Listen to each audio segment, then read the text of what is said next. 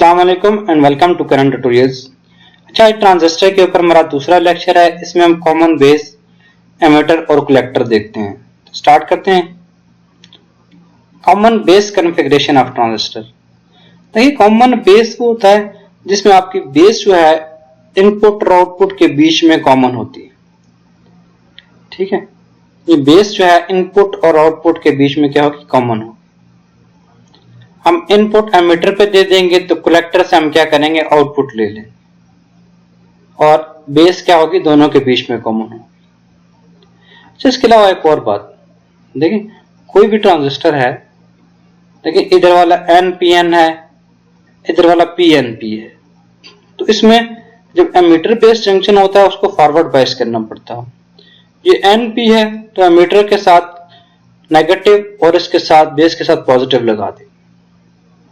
आगे देखें, collector base है तो PN है, इसको रिवर्स बायस करना है तो P के साथ नेगेटिव और N के साथ पॉजिटिव लगा दें। इसी तरह PNP ट्रांजिस्टर है तो PN है पहले पॉजिटिव हम एमिटर के साथ, नेगेटिव हम बेस के साथ। NP है, रिवर्स बायस करना है तो N के साथ पॉजिटिव, P के साथ नेगेटिव लगा दें। एक और चीज देखिए, कलेक्टर के ऊपर आउटपुट ले रहे हैं और एमिटर के ऊपर इनपुट दे रहे हैं। अगर हम इसका करंट गेन की बात करें तो कलेक्टर की करंट डिवाइडेड बाय एमिटर की करंट होगी। ठीक है ना, कलेक्टर की करंट, कलेक्टर पे हम आउटपुट दे रहे हैं और एमिटर के ऊपर इनपुट ले रहे हैं, तो gain, current gain, voltage gain या करंट गेन, अगर हमने कोई एक गेन निकालो तो कलेक्टर की करंट डिवाइडेड बाय एमिटर की करंट, इसका करंट गेन होगा। अब देखिए, एमिटर की करंट होती है कलेक्टर की करंट प्लस बेस की करंट, तो इसका मतलब एमिटर करंट हमेशा ज्यादा होती है कलेक्टर और बेस से, या दोनों को जमा करें तो हमें एमिटर करंट मिलती है। तो इसका मतलब कलेक्टर की करंट कम होगी हमेशा एमिटर की करंट से, तो इस सारे का रिजल्टेंट हमेशा 1 से कम आए, क्योंकि कलेक्टर की वैल्यू कम होती है एमिटर से, तो 9/10 है फॉर एग्जाम्पल तो 0.9 आएगा। 100/110 है तो लाइकवाइज 0.9 के लगभग आएगा। तो ये वाली वैल्यू अल्फा करंट गेन की वैल्यू इसमें 1 से कम हमेशा होती है। ये मैक्सिमम आइडियल के केस में 1 भी कह सकते हैं, लेकिन होती नहीं, क्योंकि बेस में भी कुछ ना कुछ अटेन्युएशन होती है, 1% ही बोल लें। ठीक है, जब इसकी वैल्यू 1 से कम होती है तो हम कहते हैं इनपुट सिग्नल को अटेन्युएट करता है। अगर वोल्टेज गेन की बात करें तो कलेक्टर के ऊपर वोल्टेज डिवाइडेड बाय एमिटर के ऊपर वोल्टेज, जिसका वोल्टेज गेन होगा। अब कलेक्टर की करंट के साथ कलेक्टर की रेजिस्टेंस को अप्लाई कर दें तो ये दोनों मल्टीप्लाई होकर कलेक्टर के वोल्टेज बन गए। एमिटर की करंट और वोल्टेजेस को मल्टीप्लाई कर दे तो एमिटर के वोल्टेजेस बन गए। IC और IE क्या होता है, अल्फा, तो वोल्टेज गेन इक्वल टू होता है alpha time RL divided by RN। Alpha की वैल्यू भी आपको मैंने बताया 0.9.95 मतलब इतनी लगभग होती है, 0.99 कह लें मैक्सिमम। अब RL और RN इन दोनों के ऊपर मेनली वोल्टेज गेन डिपेंड करता है। ठीक है, अब लोड के ऊपर वोल्टेज रेजिस्टेंस ज्यादा होती है या इनपुट के ऊपर। अब देखिए, हमेशा जब भी हम इनपुट किसी भी जगह सप्लाई देते हैं तो इनपुट के ऊपर इतने रेजिस्टेंस लगाते हैं कि हमारा टर्मिनल ये जो है ना इक्विपमेंट सेफ हो जाए, तो ये रेजिस्टेंस हमेशा कम होती है लोड की निस्बत। लोड की फॉर एग्जांपल अगर 5 किलो ओम है तो ये हो सकता है 100 ओम की हो, तो 5 किलो ओम 5000 डिवाइडेड बाय 100 कितना, 50 मिल जाएगा। ठीक है, तो इसका वोल्टेज गेन फॉर एग्जांपल 50 ये आ गया, ये 0.9 है तो 50 मल्टीप्लाई बाय 0.945, तो इसका वोल्टेज गेन हमेशा 1 से ज्यादा होता है। अगर पावर गेन की बात करें तो पावर गेन क्या होता है, voltage gain into current gain, तो जब आप 45 को फिर 0.9 से मल्टीप्लाई करेंगे तो वो 36 समथिंग आ जाएगा। तो इसमें सबसे अच्छा वोल्टेज गेन होता है, उसके बाद पावर गेन और फिर करंट गेन। अगर डायग्राम की बात करें तो जैसे जैसे हम सप्लाई इनपुट पे बढ़ाते हैं एमिटर के ऊपर में, आउटपुट पे वैसे ही सप्लाई बढ़ती मिलती है। जैसे जैसे नेगेटिव साइकिल आता है इसमें भी नेगेटिव साइकिल आ जाती है। ठीक है, वोल्टेज गेन इसका ज्यादा है, जैसे भी हमने डिस्कस किया, तो ये वाली वेव फॉर्म से आउटपुट वाली वेव फॉर्म बड़ी होगी। उसका एम्पलीट्यूड बड़ा हो। अब देखिए पॉजिटिव के अगेंस्ट पॉजिटिव साइकिल मिल रहा है, नेगेटिव के अगेंस्ट नेगेटिव साइकिल मिल रहा है, तो कोई फेज चेंज नहीं आ रहा है। VI characteristics of common base, common base में बेस कॉमन हो गई। कैरेक्टरिस्टिक्स को देखने के लिए यहाँ पे हमें इनपुट पे एमीटर लगाना पड़ेगा, आउटपुट पे एमीटर लगाना पड़ेगा। इसी तरह इनपुट पे वोल्टेजेस और आउटपुट पे वोल्टेजेस। देखिए इनपुट के कैरेक्टरिस्टिक्स में हम देखेंगे एमीटर की करंट चेक करेंगे और base V of EB, emitter base voltage कह लें या बेस एमीटर एक ही बात है, EB कह दें या BE कह दें, ये वोल्टेजेस देखेंगे। ठीक है, अब यहाँ पे आउटपुट कैरेक्टरिस्टिक्स में कलेक्टर की करंट और कलेक्टर से बेस तक के वोल्टेजेस चेक करेंगे। इनपुट कैरेक्टरिस्टिक्स में हमने क्या करना है, एमीटर के ऊपर इनपुट दे रहा है तो एमीटर की करंट और एमीटर के वोल्टेजेस वो चेक करें, उसके अगेंस्ट रिस्पांस चेक करेंगे। ठीक है, जैसे जैसे कलेक्टर के ऊपर वोल्टेजेस, जब कलेक्टर के ऊपर वैसे नॉर्मल रिस्पांस ही होता है, कलेक्टर के ऊपर जब कोई वोल्टेजेस ना हो, जैसे जैसे वोल्टेज बढ़ाते हैं तो इसके अंदर इसके स्पाइक ज्यादा ऊंचा बढ़ता जाता है। ठीक है, इसके अंदर नॉन लिनियरिटी ज्यादा बढ़ती जाती है। इनपुट हम कैरेक्टरिस्टिक्स हमने देख लिए, आउटपुट कैरेक्टरिस्टिक्स, आउटपुट हम कलेक्टर के ऊपर लेते हैं तो कलेक्टर की करंट और कलेक्टर बेस के वोल्टेजेस के साथ हो। देखें जैसे जैसे कलेक्टर की करंट और कलेक्टर बेस के साथ देखें, यह एमीटर के ऊपर कोई सप्लाई नहीं है तो इसने नहीं चलना, कट ऑफ रीजन में रहना। जैसे जैसे सप्लाई बढ़ती जाती है कलेक्टर रीजन के ऊपर क्या होता है, इसकी करंट बढ़ती जाती है। ये सेम वोल्टेजेस के लिए करंट इसकी बढ़ती जाती है।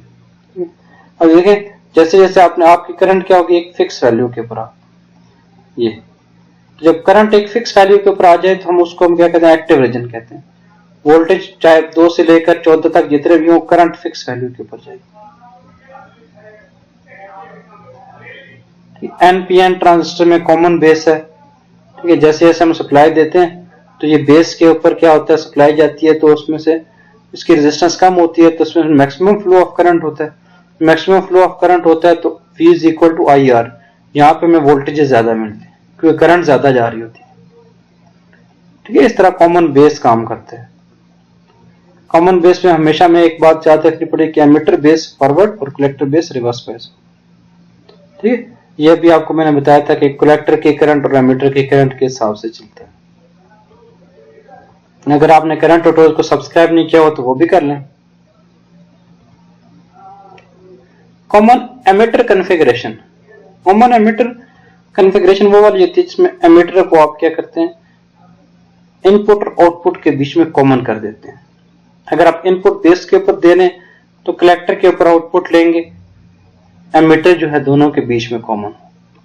ठीक है, देखें NPN ट्रांजिस्टर है, NPN ट्रांजिस्टर है तो ठीक है, P इसका क्या है, बेस है। जब P इसका बेस है तो एमीटर बेस के लिए इसके ऊपर बेस के ऊपर हम क्या करेंगे, पॉजिटिव सप्लाई देंगे और एमीटर के ऊपर नेगेटिव। कलेक्टर बेस के लिए बेस के साथ नेगेटिव वाला टर्मिनल जोड़ेंगे और इसके साथ कलेक्टर के साथ पॉजिटिव वाला, क्योंकि इसको रिवर्स बायस करना। ठीक है, N है तो पॉजिटिव जोड़ दिया, ये है तो नेगेटिव। ये एमीटर बेस वोल्टेजेस होते हैं, ये कलेक्टर एमीटर वोल्टेजेस होते हैं, ये कलेक्टर बेस वोल्टेजेस होते हैं। आउटपुट हम कलेक्टर से ले रहे हैं, इनपुट हम बेस पे ले रहे हैं, तो कलेक्टर की करंट और बेस की करंट क्या हो जाएगा, हमारा इसका करंट गेन हो जाएगा।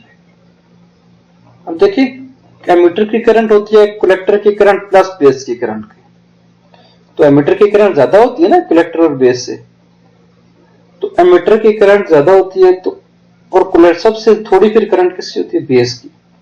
मतलब से अगर आप 100 एम्पियर अप्लाई कर रहे हैं तो आपकी 97 आपकी कलेक्टर की करंट होगी। अगर 97 कलेक्टर की है तो 3 क्या होता है, इसका बेस की करंट होती है। तो कलेक्टर की करंट हमेशा ज्यादा होती है बेस की करंट से, तो इसलिए बीटा की वैल्यू हमेशा 1 से बड़ी होती है। इसका जो करंट गेन होता है बीटा, उसकी वैल्यू 1 से हमेशा बड़ी होती है।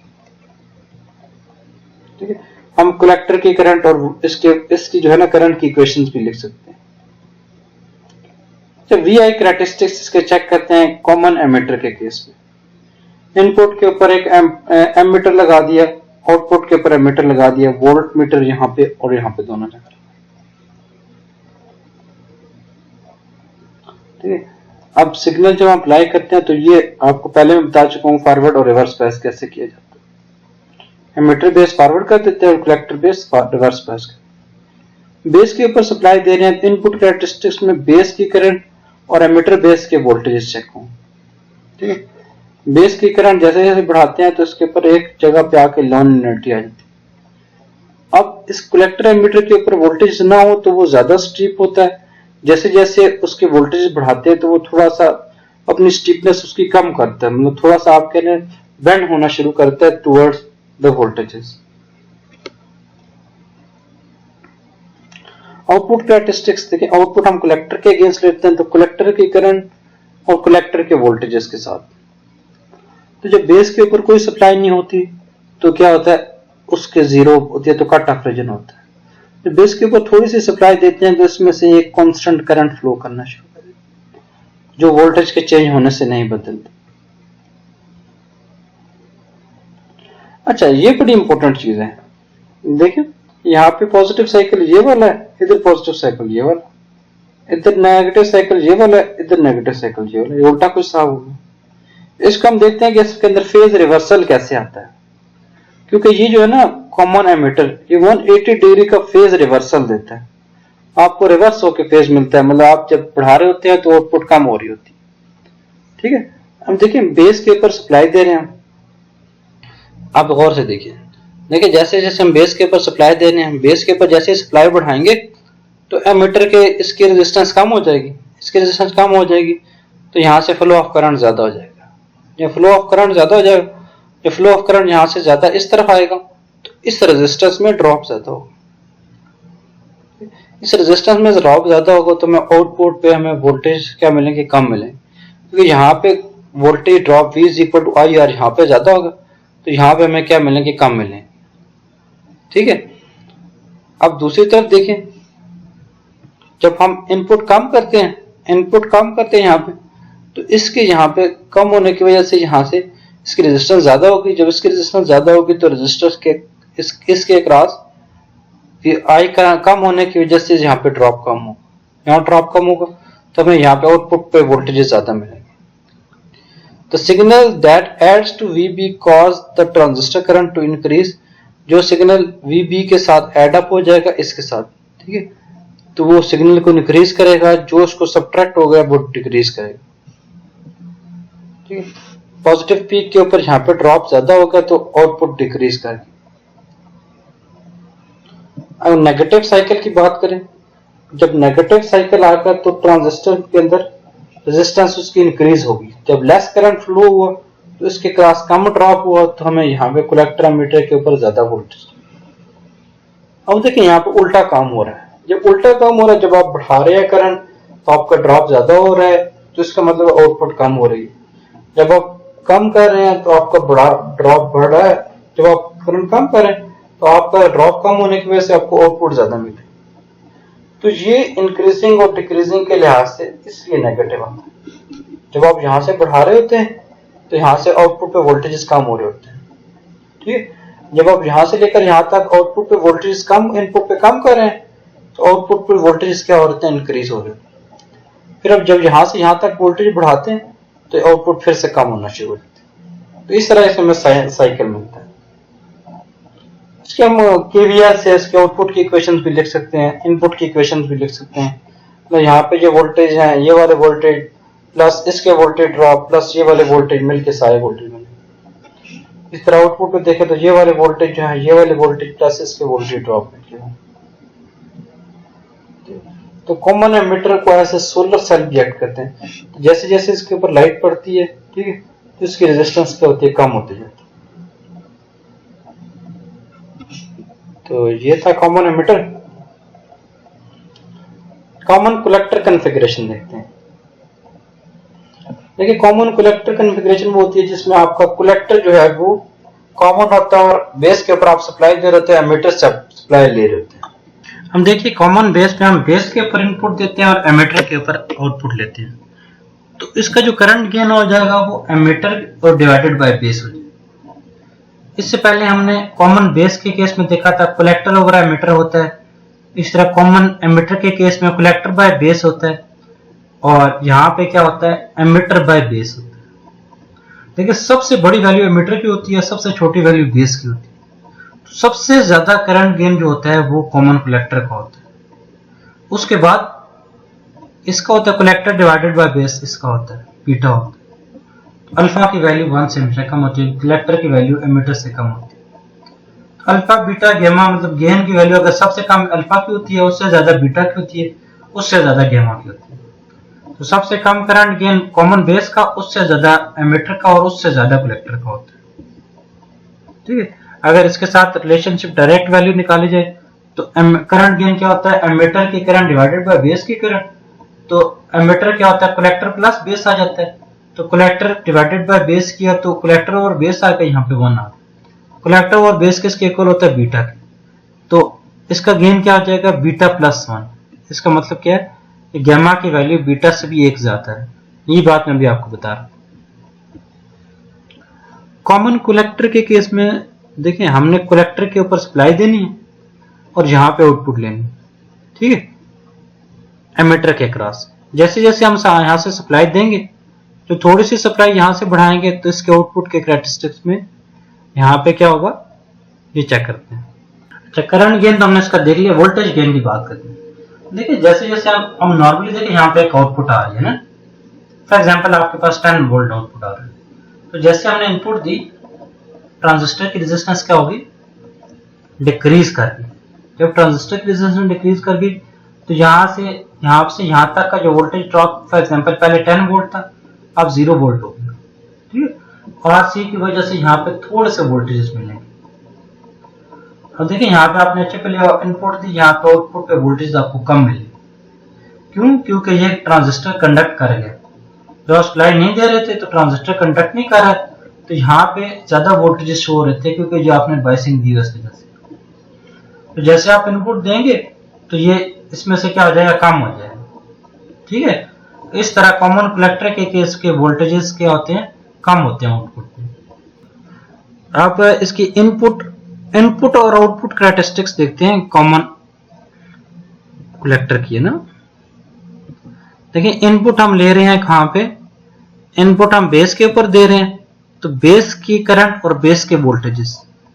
ठीक है, जैसे हम बेस की करंट और वोल्टेज यहां से इस तरह स्पाइक बढ़ेंगे ना, इस तरह ईसी की वैल्यू जब 3 वोल्ट होगी तो यहाँ पे होगी, जितने वोल्टेज बढ़ाएंगे उसके साथ आगे चलती जाएगी। आउटपुट हम कहां पे ले रहे हैं, कलेक्टर पे ले रहे हैं, तो कलेक्टर की करंट और कलेक्टर के वोल्टेजेस, ये कलेक्टर एमिटर के यानी कि ग्राउंड वाले के साथ, इसकी वैल्यू यहाँ से जब 0 हो जाएगा तो ये रिस्पांस आएगा। इसकी वैल्यू जब बेस की वैल्यू जितनी बढ़ाते जाएंगे तो ये बॉर्डर लाइन उतनी ऊपर चलती जाएगी। ठीक है, ये हमने वोल्टेज गेन की बात कर ली कि वोल्टेज गेन इसमें क्या होता है, कम होता है। जैसे सप्लाई देते हैं तो इसकी रेजिस्टेंस का, ट्रांजिस्टर की रेजिस्टेंस कम होने की वजह से इसका वोल्टेजेस कम हो जाते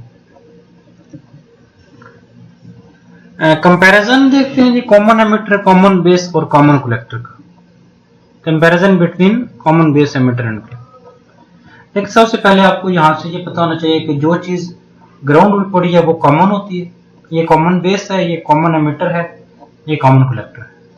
ठीक है, इसके इनपुट कैरेक्टरिस्टिक्स के लिए हम इनपुट की करंट, इनपुट की करंट और वोल्टेज चेक करते हैं, और आउटपुट कैरेक्टरिस्टिक्स के लिए आउटपुट की वोल्टेज और करंट देखते हैं। करंट गेन की बात करें तो कॉमन बेस में हम आउटपुट कलेक्टर पे ले रहे होते हैं, इनपुट एमिटर पे दे रहे होते हैं। तो कलेक्टर डिवाइडेड बाय एमिटर, क्योंकि एमिटर की करंट कलेक्टर प्लस बेस होती है, सबसे ज्यादा एमिटर की करंट होती है, उसके बाद कलेक्टर, उसके बाद बेस। तो अल्फा की वैल्यू हमेशा 1 से ज्यादा होती है, क्योंकि कलेक्टर की वैल्यू एमिटर से कम होती है करंट की। कॉमन एमिटर के केस में आउटपुट कलेक्टर पे ले रहे होते हैं, इनपुट बेस पे दे रहे होते हैं, तो बीटा आ जाता है।